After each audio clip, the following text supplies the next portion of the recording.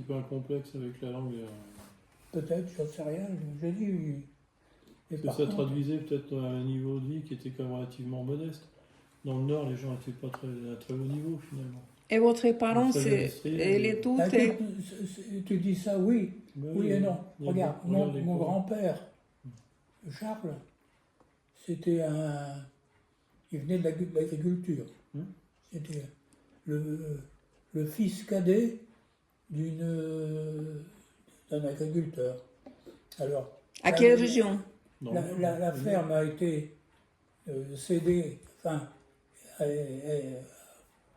l'aîné de la famille, et mon grand-père était le deuxième. Il D'accord. n'avait rien.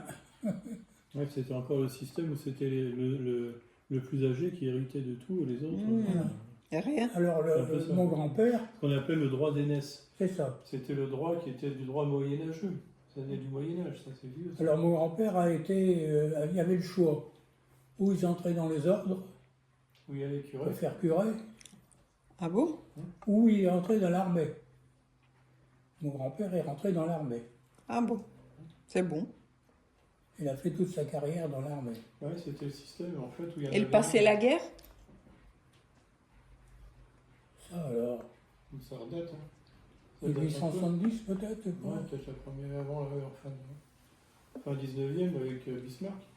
Enfin, je sais qu'en 14, il avait fini son armée, il était dans la police à Lille. D'accord. Il avait repris un job dans la police. Il était brigadier dans je sais plus quoi. Enfin. Bah, d'ailleurs, à la maison, tu as vu la statue, là, Oui, avec les ailes. ouais, celle qui a perdu un morceau là. C'était À Salon? quand il a pris sa retraite, il a eu une statue Comme cadeau? comme cadeau de réparateur. Et j'ai toujours ça à la maison. Ah bon. Alors ça, c'était Familial. c'était mon grand-père. D'accord. Ma grand-mère, c'était tout à fait différent. Ah bon? Les parents de ma grand-mère, c'était des commerçants. Et ils avaient un gros commerce de bonneterie à Dunkerque. Ils vendaient de la mercerie, tu sais, des boutons, des fermetures éclairs. Ah d'accord. À l'époque, c'était. Maintenant, ils faisaient les bonnets aussi, tu sais, c'était la tradition, tu sais, les Ça se rubans. faisait beaucoup, tout ça, c'était Couturier. couturier, tout Les ça. gens, il y avait quoi. beaucoup de couturières avant. Maintenant, Et ils avaient 2 filles. Ils n'ont pas eu de fils.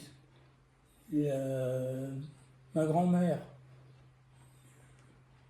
a eu un coup de tête. Elle est tombée amoureuse de mon grand-père, qui était un beau garçon.